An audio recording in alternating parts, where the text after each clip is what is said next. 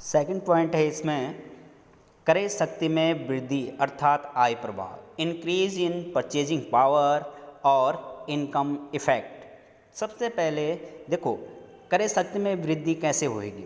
वस्तु की कीमत में कमी होने के कारण उपभोक्ता पहले किए जाने वाले कुल व्यय में ही अब वस्तु की अधिक क्या करेगा मात्रा खरीद सकता है।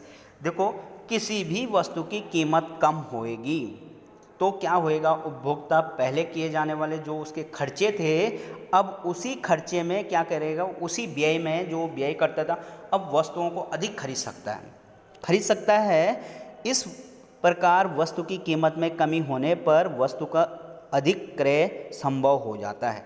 जाहिर सी बात है जब किसी वस्तु की कीमत क्या हो जाती है, कम हो जाती है तो हम उसकी बहुत अधिक मात्रा खरीद देते हैं। इसी को तो कहते हैं कि उपभोक्ता की क्या है, क्रय शक्ति बढ़ रही है, यानी कि खरीदने की जो उसकी पहले की क्षमता थी अब वो क्षमता क्या होगी, अधिक हो गई है। ठीक है, इसके विपरीत वस्तु की कीमत वृद्धि के कारण उपभोक्ता की वास्तविक आय, उपभोक्ता की क्या होता है, वास्तविक आय अर्थात क्रय शक्ति में कमी होती है, जिसके कारण वस्तु का उपभोग घट जाता है। यही मांग का नियम भी है। देखो यहाँ पे ऋणात्मक है कि क्यों है, ऋणात्मक बात हो रही है, ऋणात्मक मांग वक्र का ढाल ऋणात्मक क्यों है, तो वो यही है कि क्रय शक्ति में वृद्धि आय प्रभाव।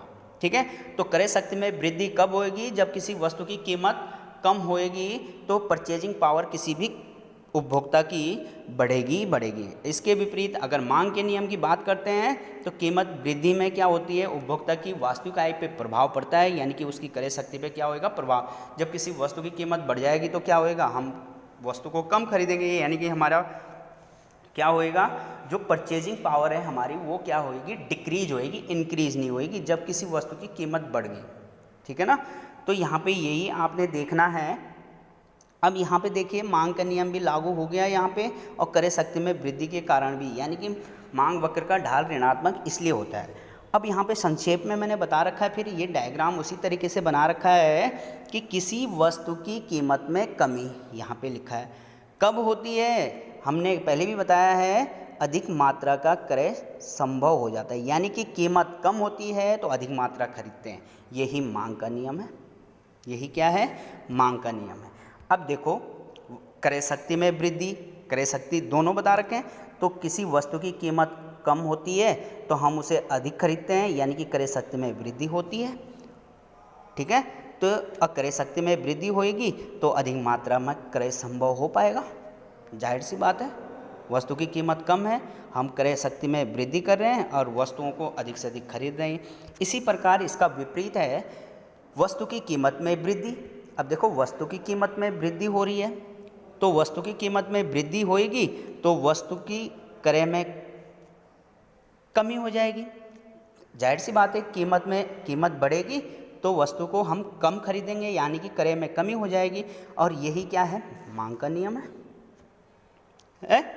इसके बाद अब यहाँ पे दूसरी ओर क्रय शक्ति के बारे में देखो, क्रय शक्ति कैसे कम होगी।